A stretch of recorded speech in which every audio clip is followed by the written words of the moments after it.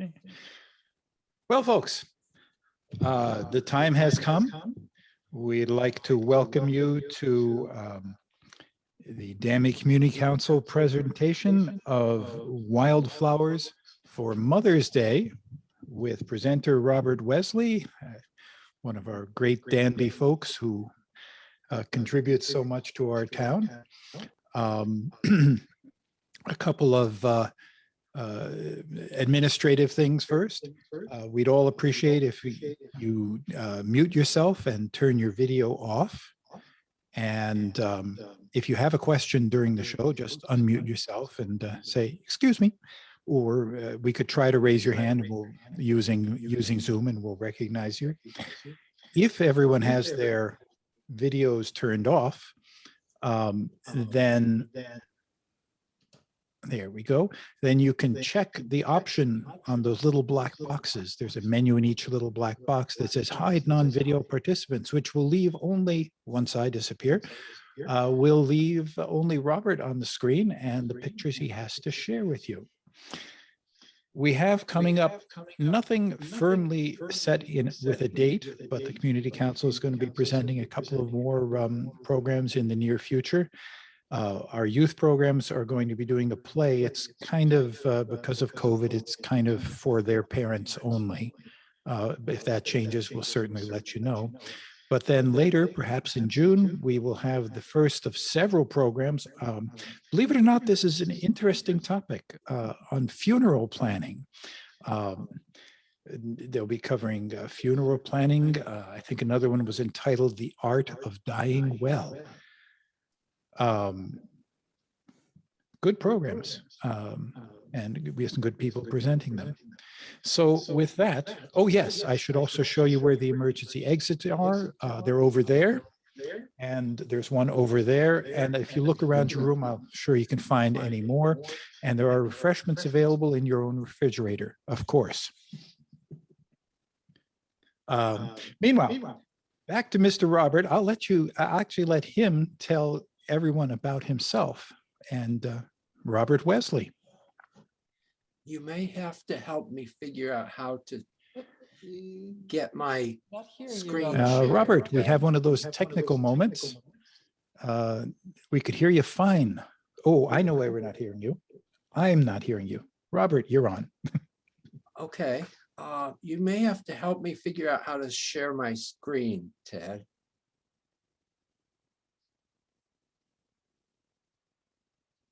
There, just push the green button at the bottom. Oh, yeah. And that'll show you all your open windows. Yes. And now I want to do this. And can everyone hear me? So I'm Robert Wesley, and I live in the far hills of South Danby. I also am the staff botanist at Cornell Botanic Gardens, and I have been doing field work, looking at plants and field photography and other enjoyable outdoor things for many, many years, longer than I remember sometimes. So today, happy Mother's Day, everyone. I'd like to take you on a metaphorical walk through spring.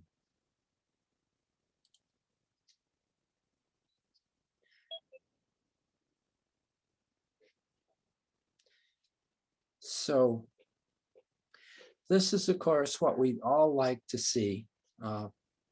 A beautiful old growth sugar maple with a big apron of mosses around the base.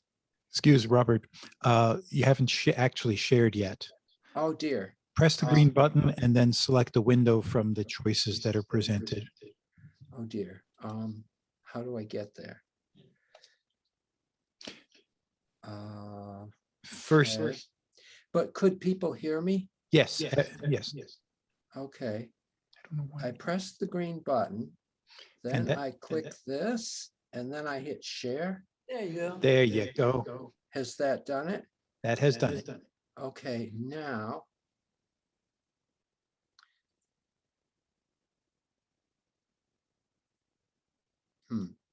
Okay, there. Does that seem right? Looks good. Okay, so here we are. This is what we'd all like to see, a beautiful slope dense with wildflowers.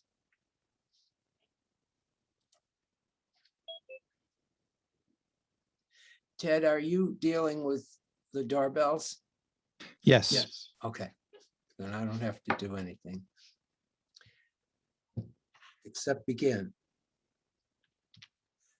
So why do some woods, some sites, some old fields, some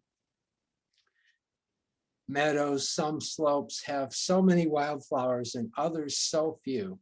Here you have a nice forest setting with lots of hepaticas coming up, some evergreen ferns that have overwintered. Here's what we'd all like to see, a beautiful forested slope with big old growth trees, lots of wildflowers, about as thick as they fit into the ground layer. You walk through there, you're going to cut a swath of destruction. It's a very beautiful sight. This is in Shindagan Hollow on those big slopes in the bottom of the big gorge.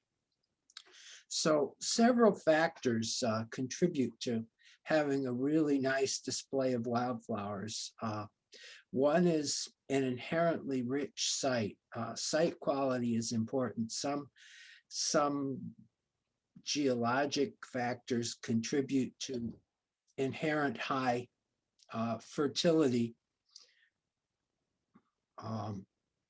Deep gravelly deposits, limestone adds to the richness and fertility of the soils that form.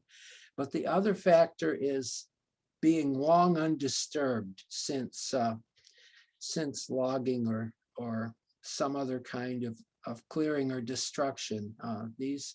Some of the trees you see here are probably 150, 200 years old. And being long undisturbed and being an inherently good site are important features. Now, here is Lickbrook Gorge. You can see this is a very old forest, long undisturbed, but there aren't, there are flowers, but there aren't that many flowers. But this is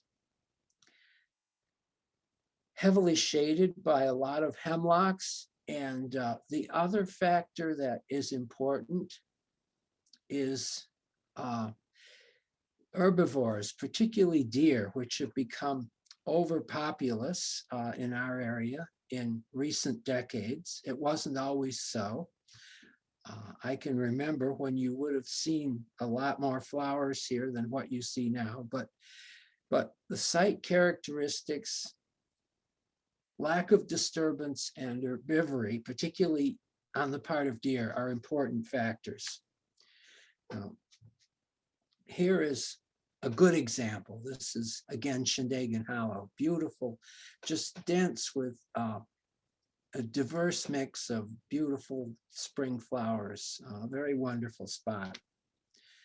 This forest is special in our region. There are some areas mostly over limestone and mostly east of Lake Ontario, where you see lots of trillium sites like this, just, hundreds of white trilliums per square yard, just an amazing display. This is near Freeville. It's over a very special site geologically. It's a very deep deposit of what is called cane moraine, gravel that was being pushed at the edge of an ice sheet as a glacier moved. And when the whole thing melted in place, there was this mound of deep gravelly material. And in this case, it has rather of a lot of limestone in it, more than most for our area. But this site is not what it once was. There are too many deer working on it. This is what it looked like in the 1980s. Some of you may know Karen Edelstein. The trilliums were at least as dense and much larger. Now, I have seen a picture from about 1920 by Vern Morton in the same site with a similar scene. And the trillium size and density looked about the same as it did in the 1980s. But since then, the plants they're shorter, they're more sparse, and deer overpopulation is the reason for that. Now, even some very barren places, some really dry, steep, rocky, open woods on hillsides, cliffs, can really show a lot of flowers if they are really undisturbed, and it makes such a difference. Here you have moss phlox, Phlox subulata on a cliff near Corning. So now let's go more or less through the season in order by date, with a few exceptions and a few tangents, but invariably skunk cabbage, Symplocarpus fetidus, a plant in the Araceae, the arum family, the same family as Jack in the Pulpit and calla lilies, is our earliest plant to bloom. It is native and it's very early.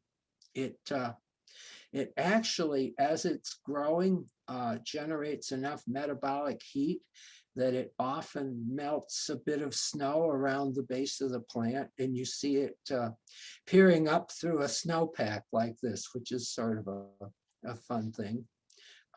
Very early, typically blooms starting in early February in our area, a little sooner, a little later, depending on the season.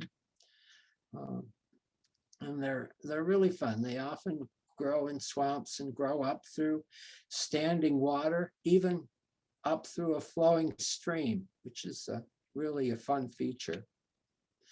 Now I want to do a few naturalized plants, non-native plants that have been brought here typically and cultivated as ornamentals that bloom because they're from places with longer growing seasons, warmer climates than us, typically bloom earlier than a lot of our native plants. This one is so cheerful. This is winter aconite, Eranthus hyemalis, in the buttercup family, the Ranunculaceae, a popular ephemeral. By ephemeral, I mean it comes up, it flowers, it puts out leaves, and then it all goes away rather quickly. The leaves aren't out all season. They do their thing. They store reserves in the underground parts, and then they go away and wait and reappear next year. So winter aconite, very early, typically in March.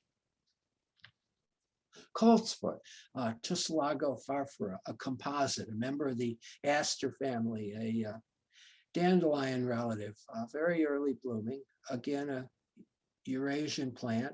It was brought here rather more as a medicinal than an herbal remedy rather than an ornamental. It was used as a cough remedy. Sweet violet, this is a European species of violet, wide-ranging across Europe. It comes in both white and violet versions. Notice that the plants are quite hairy in different places than any of our native violets. If you look in the center of the flower, the stamens and the style are a very different shape than any of our native violets. So if you care to look that closely, you would not confuse it. And it's a few weeks earlier than any of our native violets. And the fragrance is just amazing. It's one of the best floral smells. It smells like raspberries taste. It smells often like a properly aged, excellent red Burgundy wine. Wonderful fragrance. Daphne. In England, they call it February Daphne because it blooms in February. For us, it would be April Daphne. A flowering shrub native to much of Northern Europe, quite poisonous, so don't eat it if you have some. Flowers before it leaves out or as it's leafing out, very fragrant. This is one of the sessile trilliums. This is native much farther south in the southern Appalachians, and from there westward into Tennessee and Missouri and Alabama and northern Georgia and such.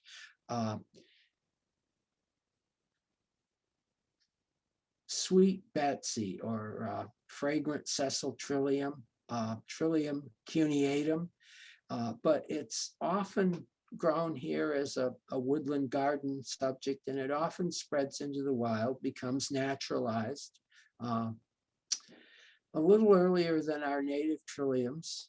Sessile trilliums are those trilliums, and there's a lot of them. Trillium is a genus of maybe 70 species, and there are maybe 30 sessile trilliums.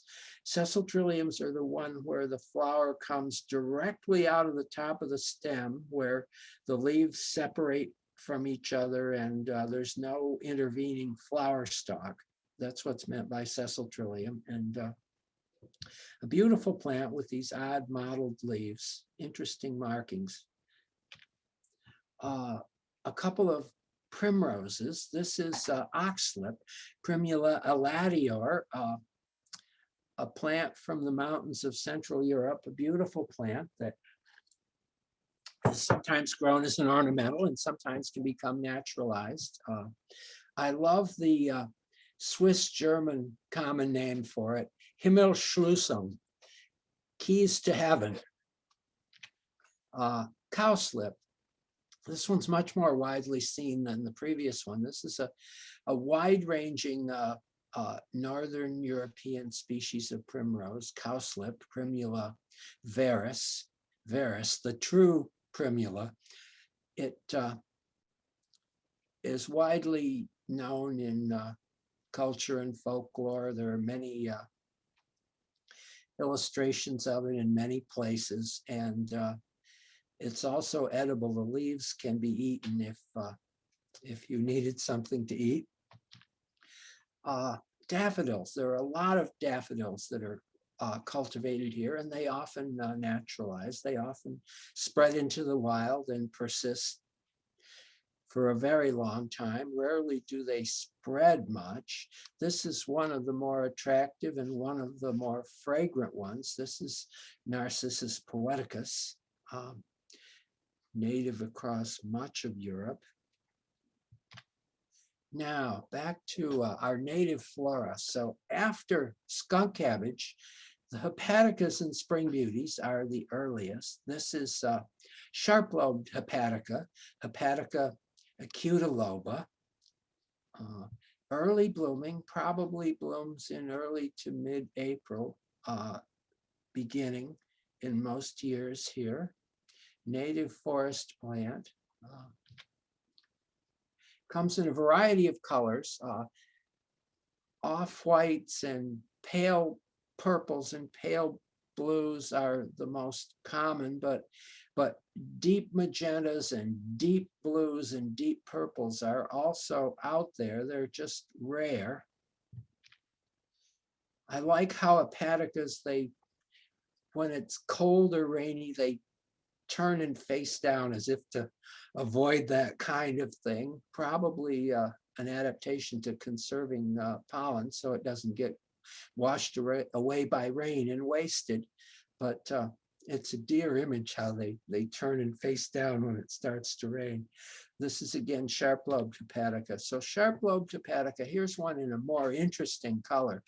Notice the shape of the leaves. The tips of the lobes are pointy.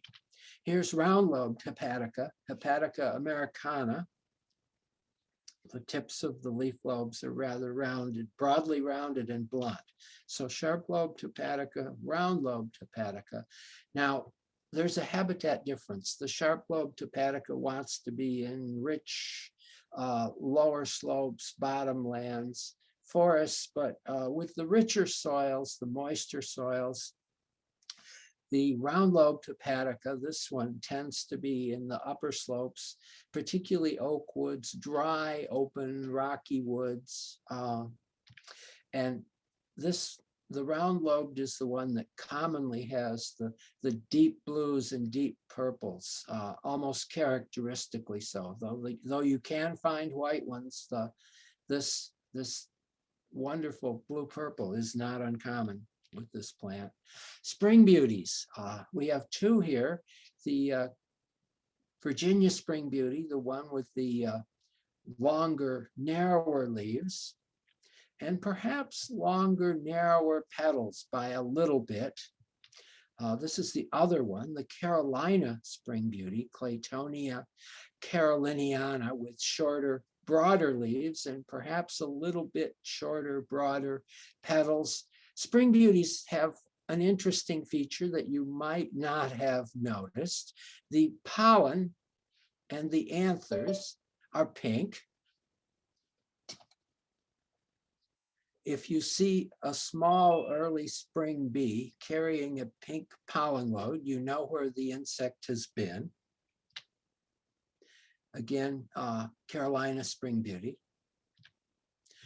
Trailing arbutus, Epigea repens in the Ericaceae, the same family as blueberries and rhododendrons, a family that tends to have a lot of very pretty plants and often evergreen plants, often adapted to acidic soil conditions. Very early blooming, early April, typically it starts here. Very fragrant. It's a slow-growing, long-lived dwarf evergreen subshrub that sprawls over the land surface. It is a woody plant with evergreen leaves that overwinter above ground, so it doesn't die back in the winter. It's not herbaceous. Bloodroot, a little later now, mid-April, starting maybe, a beautiful early spring flowering native plant in the poppy family. Often very abundant, very striking, such big, bright, showy flowers, and the leaf that wraps around the flower stalk as it's unfolding. Beautiful plant. Everyone loves bloodroot. Now, here is not a common plant, but one that is native in our area. It's rare as a native in New York, though it's often grown as an ornamental. It's often grown in shade in woodland gardens. This is twin leaf, Jeffersonia diphylla. Superficially, it looks quite a lot like bloodroot. It's not particularly closely related. If you look closely at the flowers, you'll see that you certainly can learn to not confuse them. But twin leaf is rare for us. It tends to be in large wooded gorges, and it tends to be only associated with limestone, although if you grow it, it tends to be rather easy to grow in a variety of conditions. But you wonder how long it will persist. Beautiful plant. It has one very distinctive thing. It's one of the few plants I can think of where the leaf is comprised of just two leaflets. Jeffersonia diphylla, twin leaf, the only plant named for Thomas Jefferson.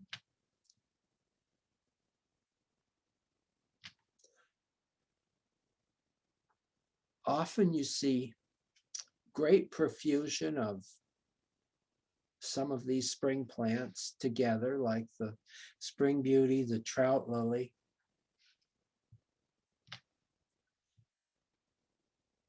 Cutleaf toothwort, Cardamine concatenata. Some of you will know it by the old name Dentaria laciniata, a native early spring flowering plant in the mustard family. And again, a true ephemeral. It comes up early, flowers quickly, puts out leaves, and puts away its stores of carbohydrate or whatever, and builds up a storage section of rootstock, and then goes away rather early in the summer to wait and appear again the following year. Cut-leaf toothwort. Purple cress, Cardamine douglasii, one of our more uncommon spring flowers, closely related to the toothworts, but the leaf shape is different. Wild blue phlox, Phlox divaricata, our native phlox, very beautiful plant. You can find ones that are more bluish and more pinkish, even the occasional white one. Trout lily, Erythronium americanum, a beautiful little early spring plant in the lily family, also called dogtooth lily. In fact, the European species is named Erythronium dens canis, literally dogtooth. This is so that the cultural history of that name goes back a long way. This is our native northeastern North American species, Erythronium americanum. There's also a white species that's native in the Northeast as well, but it does not occur in our area. In some parts of New York, the white species is not rare, but you won't find it near Ithaca. Beautiful flowers, and they're ones that open when the sun and warmth shine on them and close when it's cool or rainy. They some have this dark orange-brown pollen, and some have yellow pollen. I don't know why. Dutchman's breeches, Dicentra cuculata, beautiful member of the poppy family, a bleeding hearts relative. And here it's close relative squirrel corn with very similar foliage, but very different flower shape. Both are reasonably common in the area. Blue cohosh, Caulophyllum giganteum, the plant that comes out of the ground, this odd blue, purple, pink, purple color early in the spring, and flowers as it's unfolding and expanding itself. Later, when it's greatly expanded to a much larger size, all of that blue, purple, red, pink pigment will be diluted over much more plant volume, and the plant will appear merely an ordinary green. Wild geranium, Geranium maculatum. Golden seal. This is not a common plant for us for a couple of reasons. It's near the northern extent of its range, so it was already rare, but it's a popular herbal medicine. It's antibacterial and astringent, and has long been popular for a variety of herbal uses. So it's been heavily collected by herbalists, and it's really very rare in New York now. It does occur here. The plants are obtainable commercially, where you could grow it if you like it. You could grow it in your garden. It wants rich soil and shade. But golden seal, Hydrastis canadensis. Here is an early spring blooming plant. One of my favorite shrubs, Dirca palustris, leatherwood, the twigs are very flexible. You can bend them, twist them repeatedly, and they're so flexible, they're very difficult to break, but easy to bend. It's a strange characteristic, but the flowers come very early and are very beautiful if you go close enough, quite fragrant. Hobblebush.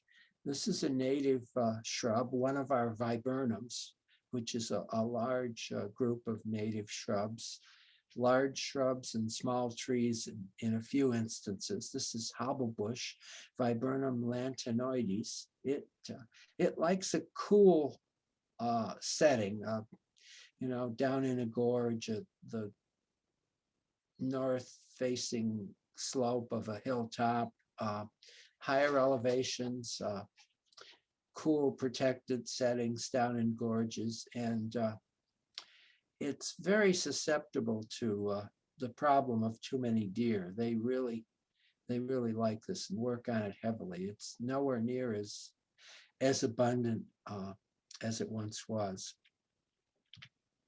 Virginia bluebells. This is a beautiful plant in the Boraginaceae, the borage family. Mertensia virginica, Virginia bluebells. Tends to be in lowlands, in rich floodplains, like in the flats near the larger streams. Notice how the flower buds, as they go from bud to flower, go from pink to blue. The pigment in the plant is pH indicating, and as the volume of the cells increases, the amount of water relative to all those solutes increases, and the pH goes up and the color changes from pink to blue. It's a cool thing, just like litmus, a natural pH indicating dye. Beautiful plant, in full bloom right now if you were to go out and look. And if you look long enough, like so many plants with blue or purple flowers, you rarely will find a white one with some genetic inadequacy to produce its usual pigment. Golden Alexanders, Zizia aurea, a native forest plant in the carrot or parsley family. A common widespread plant, and one that we often use in restoration plantings. Trilliums are very much a favorite. This is white trillium, or large flowered trillium, Trillium grandiflorum. Beautiful plant in full bloom right now.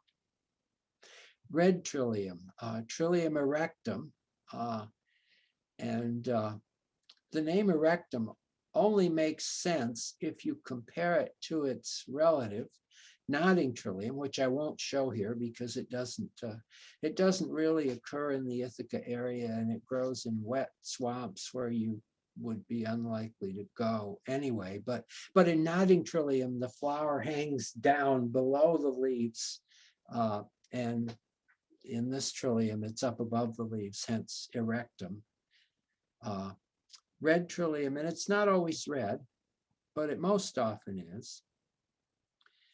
And most flowers have a fragrance that you think of as floral, a sweet, perfumey, flowery scent that probably is adapted to attracting bees or butterflies. This has a bit of an off stink, a bit of a slight putridness. It perhaps resembles dead insects. And I think it's wanting to attract pollinators like ants and beetles, flies perhaps. Now, it's not always red. Mostly it is, but when it's not red, it's often this pale greenish straw yellow. and rarely pink or pinkish yellow. Farther south, there are also pink ones and white ones, but we don't get those here. Painted trillium.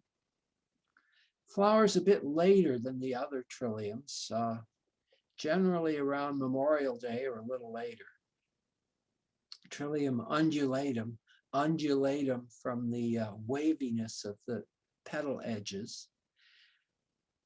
This one has a different habitat preference than the other trilliums. This tends to be in more acid, more peaty, more organic soils. So it tends to be associated with swamps or on the hilltops or in colder microclimates. It tends to be common farther north. You'll see a lot more of it, say, in the Adirondacks or New England than in our area. Wild ginger, Asarum canadense, our only member of a very large and very odd group, the birthwort family, the Aristolochiaceae, a mostly tropical group. A great many of these plants have alkaloids that are pharmacologically active, and this plant is no exception. It used to be widely gathered for herbal use. People who gathered it for herbal use called it Canada snake root, but everyone else called it wild ginger. The rhizome, which you can actually see here in the photo, does have a ginger flavor and it can be used for that. I recommend against it. It's not entirely non-toxic. And also it's a slow growing, long-lived plant. It takes a long time to produce that little runner. It's a beautiful little plant with a very odd flower. Again, it's dark red and it's funny smelling, probably designed to attract ants and beetles and possibly flies as pollinators. Large flowered bellwort, a beautiful early spring plant. Rich lowlands, rich floodplains in nice old undisturbed forests, typically along the larger streams, and very much a martyr to deer herbivory. It's gotten harder to find for that reason. Large flowered bellwort, Uvularia grandiflora. Wood anemone. Here's a pretty little plant. This is more of a hilltop, more of an upper elevations plant. It tends to be higher in the landscape than some of these. It proliferates by a little underground rootstock, a little runner that spreads quite widely. And you'll see that the stems that are going to flower have 3 leaves of 3 to 5 leaflets each, and the stems that aren't going to flower have just 1 leaf of 3 to 5 leaflets. Wood anemone, Anemone quinquifolia, beautiful little plant. 2-leaved toothwort, which confusingly has 2 leaves of 3 leaflets each, so you could get that wrong. This is later blooming than the other toothwort and tends to be in cooler, moister spots. It's often in springy, seepy spots in the woods where there's a bit of wetness from groundwater emerging, cooling and wetting the conditions. You can see by that nice big mat of bright green moss, Brachythecium rivulare, that's a seepy spot. The flowers, like most plants in the mustard family, have 4 sepals and 4 petals and a pistil in the center and 4 long stamens and 2 short stamens. The mustard family is a very predictable group, but beautiful little flowers, early spring blooming. And again, a true ephemeral. It flowers and then in a few weeks goes away.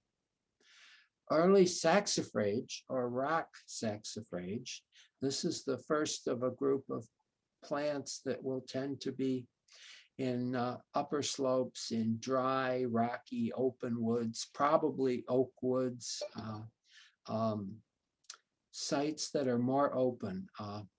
Micranthes virginiensis, or its old name Saxifraga virginiensis, early saxifrage or rock saxifrage, distinctive little basal rosette of little toothy leaves and bright white flowers, rocky places, rock ledges and gorges, the top of a cliff, dry open oak woods.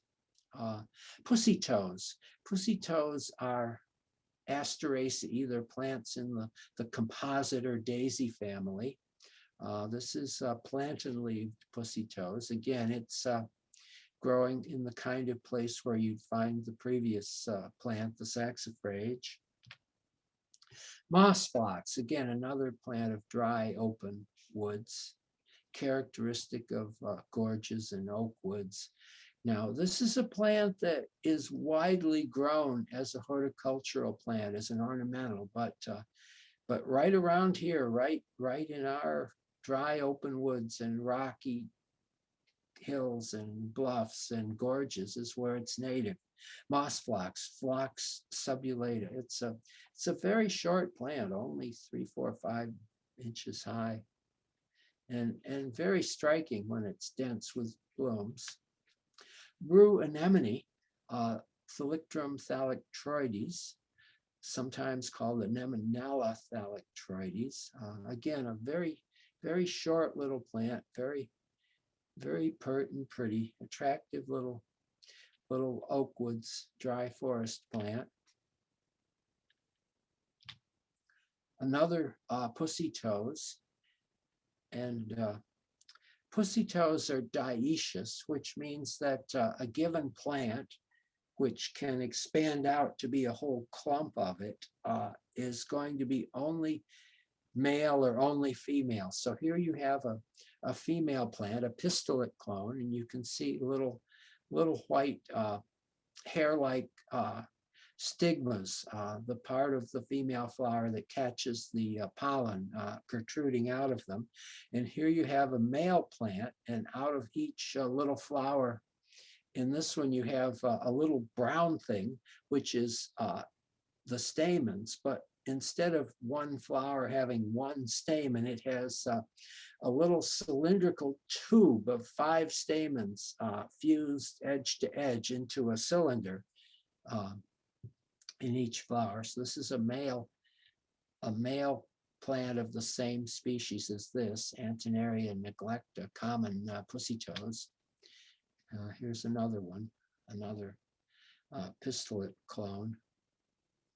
Old cemeteries, before they get lawn mowed for the first time in the season, is a good place to see this plant, but also lots of our native violets and other native wildflowers that you see that bloom early in the season, because a very long time ago,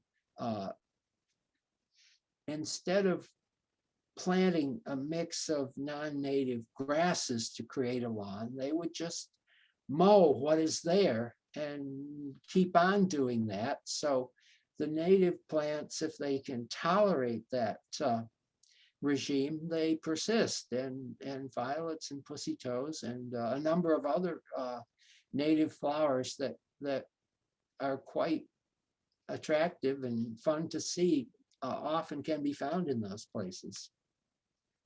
Here's another one that can be found there. This is barren strawberry.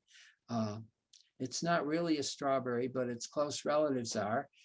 It looks a bit like a strawberry. The leaf shape is very similar. The flowers are yellow instead of white, but instead of a fleshy fruit with little seeds over the outside of it, the fleshy, sweet tasting, yummy part is lacking. You just have an aggregate of dry seeds in this.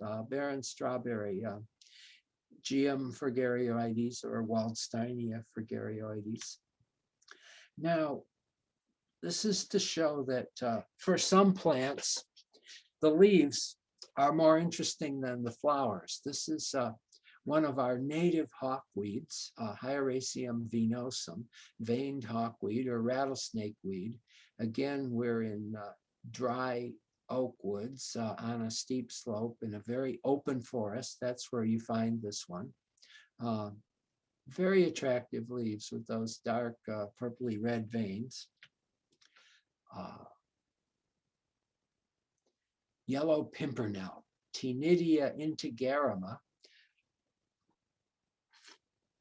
another plant in the carrot or parsley family, the Apiaceae. And this family is characterized by the flowers in umbels. An umbel is where you have a whole bunch of branches radiating out from a central point, and the flowers at the end of them. In this plant, you have an umbel of umbels, a compound umbel.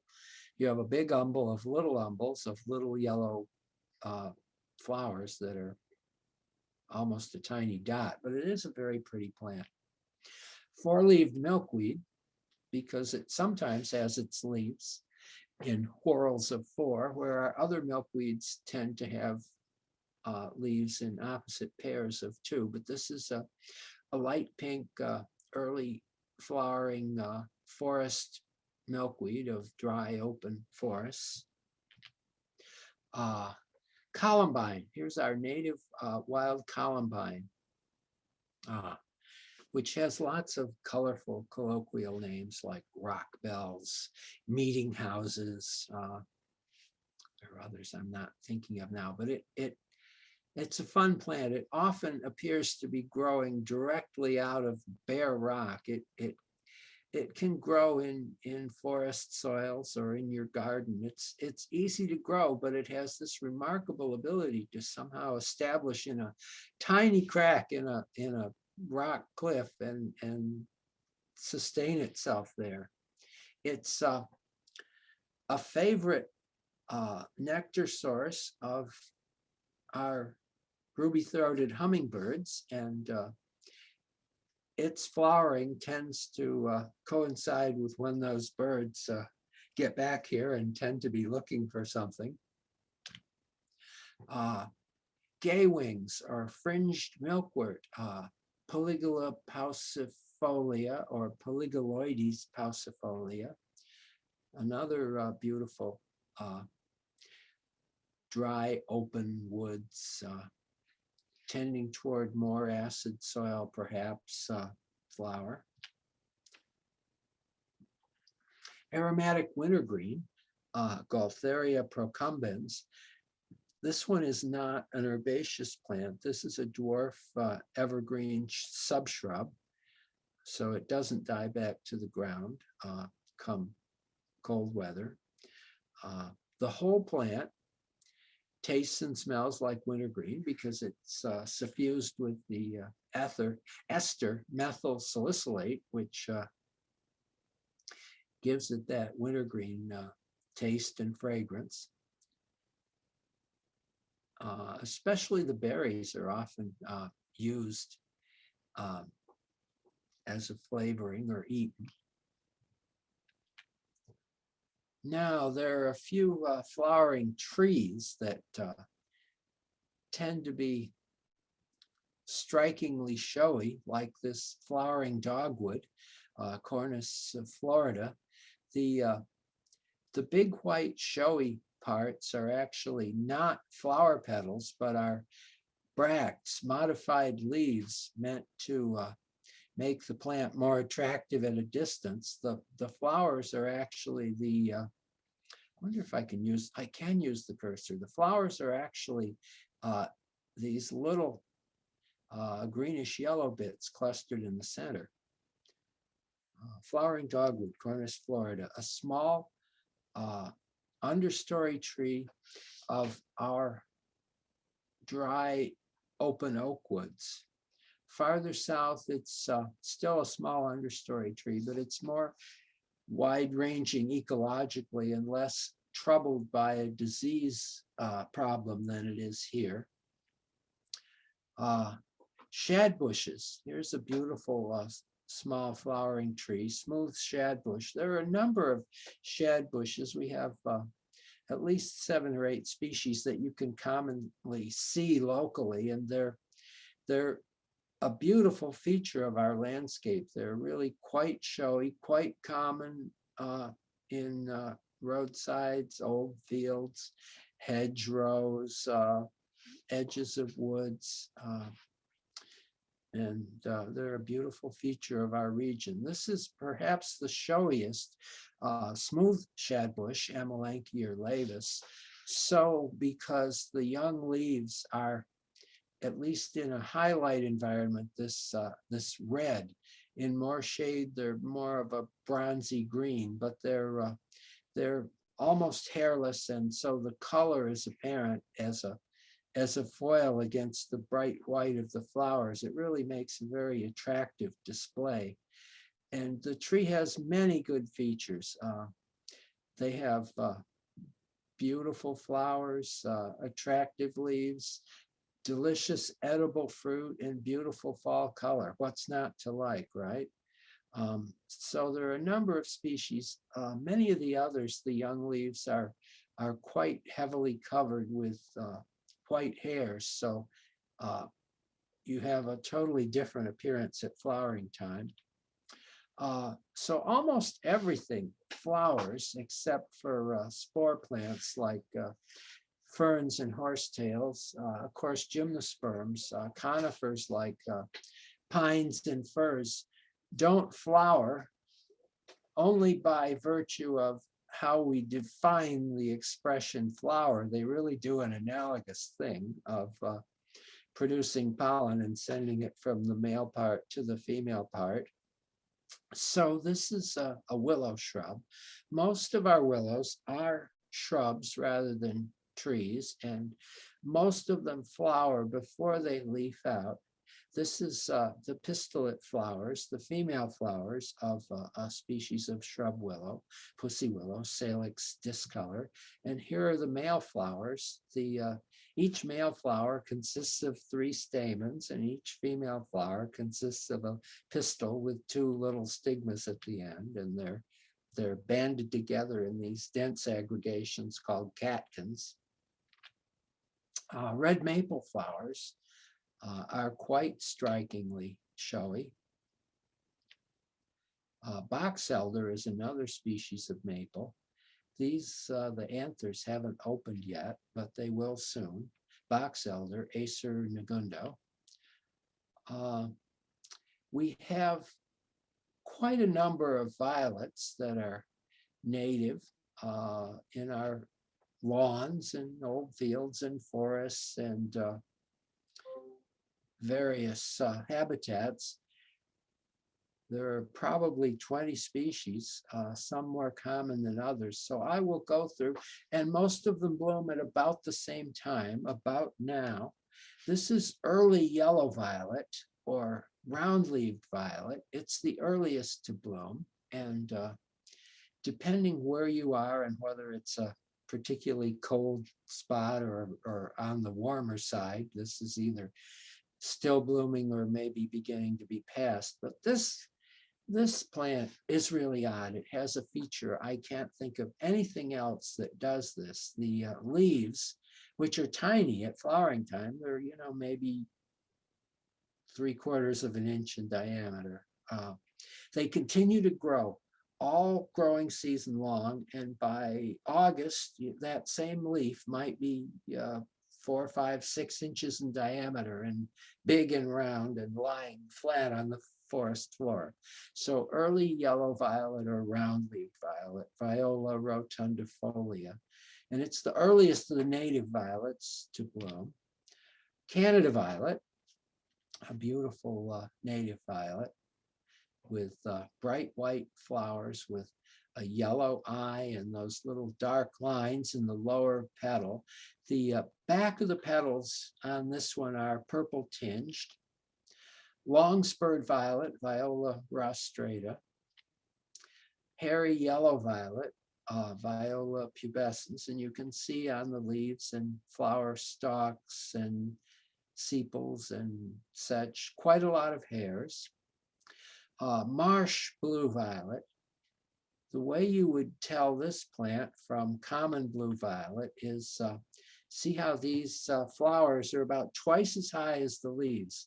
Marsh blue violet or swamp blue violet, Viola cuculata. Common blue violet, one of our most common native wild plants, Viola sororia.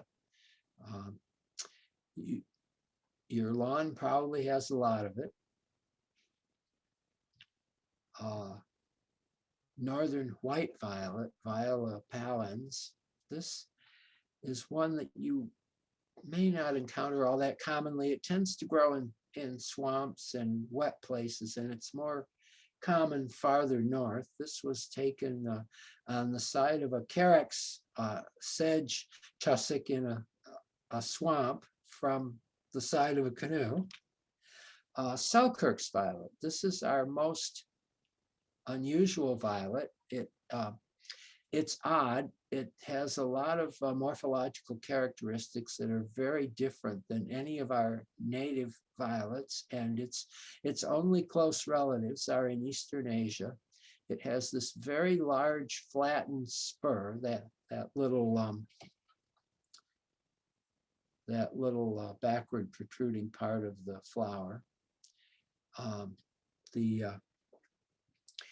upper leaf surface has a whole bunch of little standing straight up white hairs about a millimeter long, and the shape of the leaf teeth is different than any of our other native violets. You probably will never encounter this. It's rare in our region, but I put it in here just because it's odd, and I do happen to have a picture of it. Selkirk's violet. There are a number of plants that they're not showy, they're not striking. You may run onto them, you may have a hard time identifying them. Don't be concerned.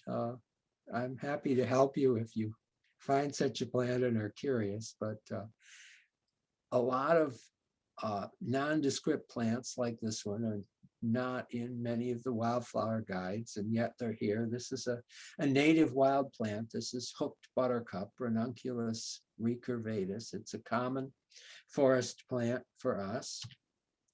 Here's another interesting looking native wild plant, a grass-like plant, starry wood rush, Lucula acuminata.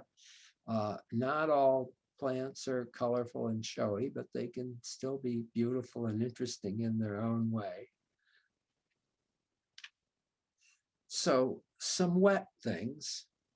This is a forested swamp with lots of ferns and tussocks of sedge. Lots of ferns, cinnamon fern. You can see something pink and maybe interesting in the way back. Lots of marsh marigold, those little plants with the bright yellow flowers, ferns, little tussocks of sedge. Marsh marigold, Caltha palustris, a beautiful native plant that grows in swamps and marshes. It's not uncommon in our area. Very beautiful, member of the buttercup family. Trallius laxus, American globe flower, a rare native wetland plant that grows in a number of small wetlands. Beautiful little plant. Our native wild iris, blue flag iris, Iris versicolor. Canada lily, Lilium canadense, a beautiful native plant that grows in open areas in swamps. Now here is a floating fen, a peaty wetland with a floating vegetation mat surrounding an open water pond with lots of royal fern and lots of sedges and a pitcher plant in flower here. Pitcher plants are a really odd and interesting plant. They grow in both bogs and fens,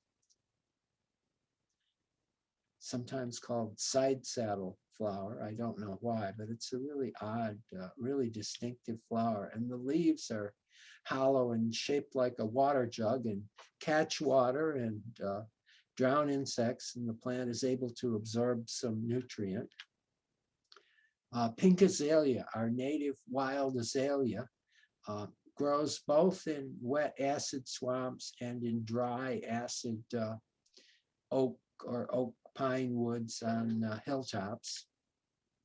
Beautiful flowers toward the end of May, maybe the last 10 days of May.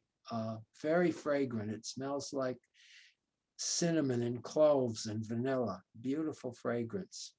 Very attractive to insects. Now there are a number of wild orchids that you can see in the area, and they tend to bloom mid to late May. I'll go through some of them here. Pink lady slipper, Cypripedium acaulis.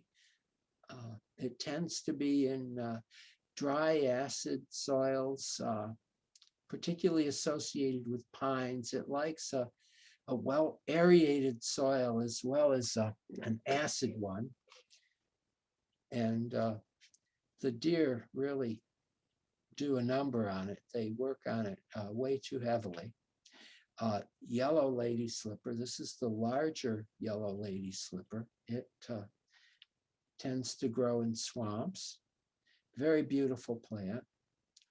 Now, these, the yellow part, the asymmetric petal, the hollow part that looks like a lip, is about 1.5 inches long in the larger yellow lady slipper and about 3/4 of an inch long in this one, the smaller yellow lady slipper, Cypripedium parviflorum variety moccasin. Beautiful little plant. Showy lady slippers bloom a little later, perhaps early June.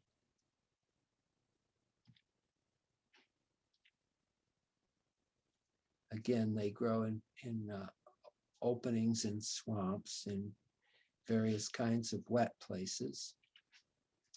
Showy orchis, Galliaris spectabilis. This is a rich upland woods plant.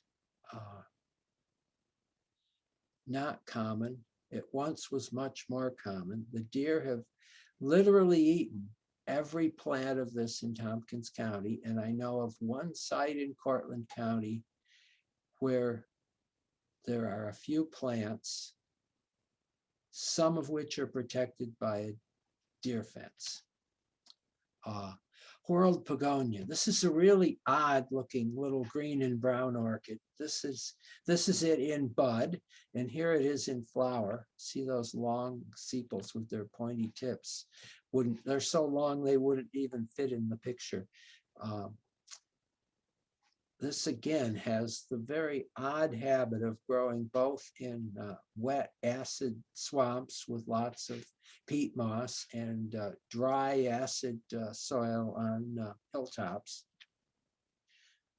This is one of the prettiest flowers, and it grows in wet boggy sites. Swamp pink or dragon's mouth orchid, Arethusa bulbosa. Another bog dwelling pink orchid, grass pink orchid, Calopogon tuberosus, very beautiful plant. Another pink bog dwelling orchid, rose pogonia, Pogonia ophioglossoides. Just a couple more things. I'm almost finished here. There's one area in our site, one site in our area that has some rather unique characteristics. almost unique in the Finger Lakes. The South Hill Plateau, south of Ithaca College, uphill of Ithaca College, there's an area where a huge glacial meltwater lake drained by flowing over the hilltop and scouring off all of the clay and boulders and glacial till and other material left after glaciation, scouring down to bare bedrock some 8, 10, 12,000 years ago. And the bedrock is slow to become vegetated and slow to build soil. And it is really an unusual habitat within our area. You see some species there you don't otherwise find here, like this little bluish four-petaled flower called bluets or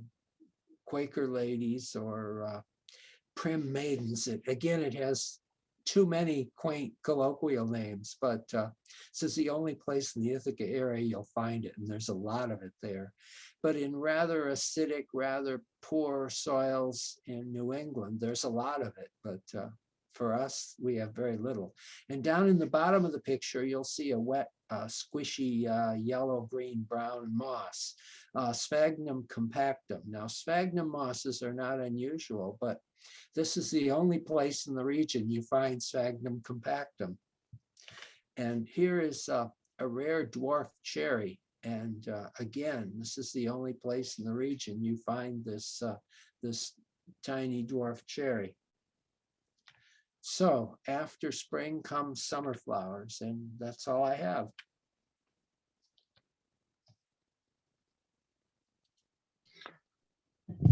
Robert, there was one question about May apples. Can you tell I us? neglected to include that one, didn't I?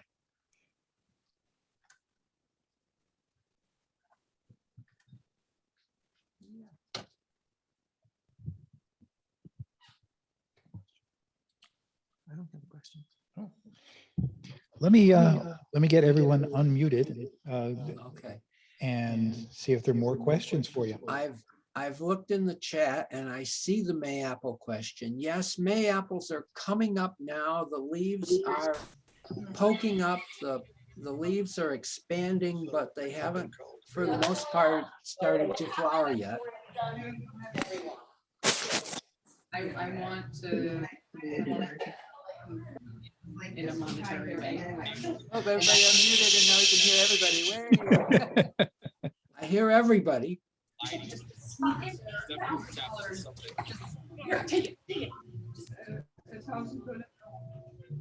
You can all be heard now, so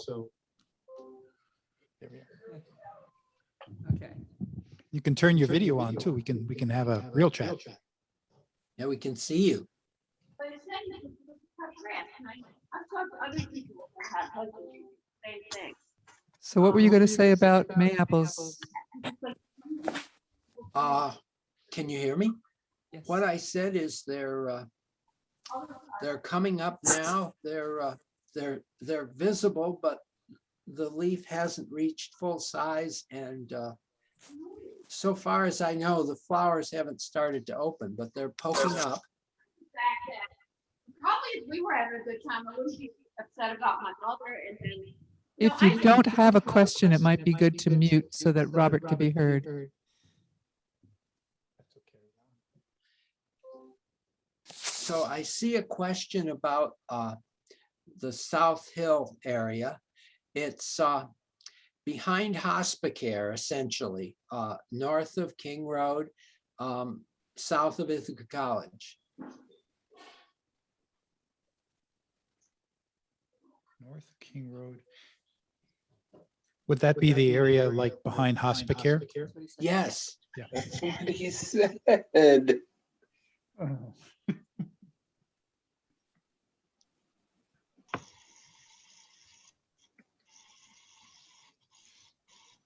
What other things have been flowering at us? Questions, comments? How about the cherry question?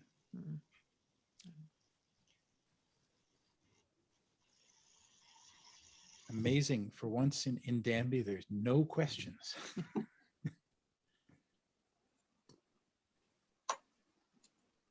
Maybe I talked longer than I was supposed to. No, it was lovely. It was lovely. So many beautiful flowers to go out and try and find and see. Ah, that one. What's your favorite, Bob? Someone asked what your favorite. Oh, that's really hard. I think it's like asking someone which is their favorite child, but Yeah, what's that telling me? I guess the swamp Alright. pink, the Arethusa orchid is definitely a favorite.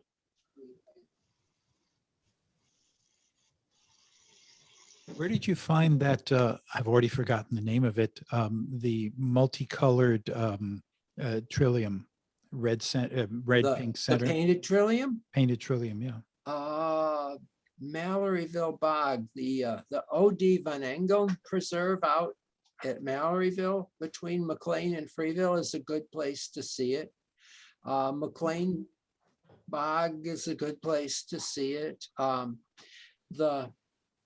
The 6 Mile Creek Valley out in the, what is the name?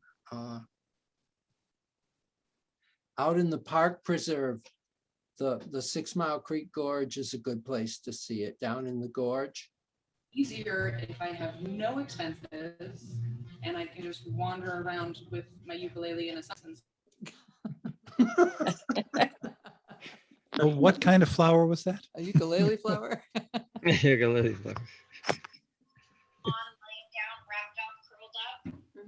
Yes, Hammond Hill is also a good place for painted trillium.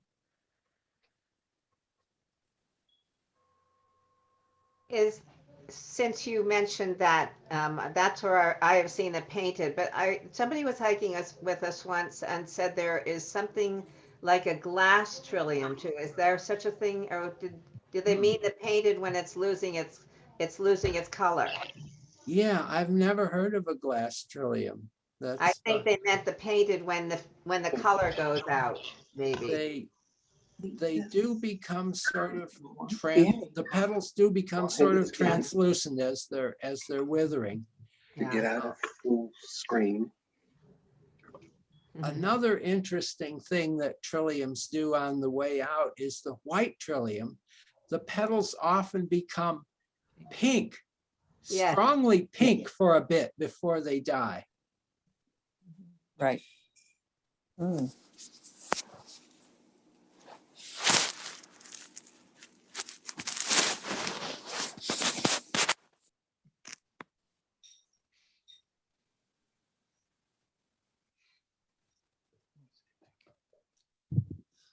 Are there any other questions?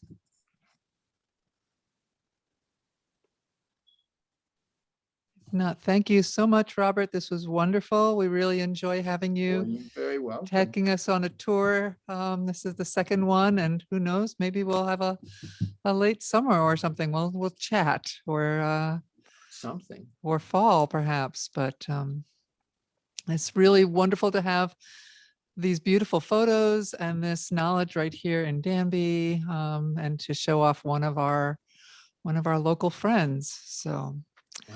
thank you, everybody. You can say goodbye. You can raise your thumbs up or send hearts and Thank all you. sorts Thank of ways you. to say thank you on Zoom. Thank you. Lots of ways. You're Wave very your welcome. hands. Thank you. Thank you. That was Yeah. lovely. You're very welcome. And thank you, everyone, for coming out. We had a wonderful turnout. How many people do you think? There were at least 33 screens at one point, and some screens Aha. have more than one person on it. So Yeah. Okay, And cool. for those of you who arrived a little bit late, this will be available on YouTube very shortly after the presentation, maybe an hour. And you just go to the same place that you went here, and where it said join the Zoom, it'll say watch it on YouTube. So if any of those flowers went by too fast, you can get a chance to slow it down, perhaps. Thank you so much. Okay.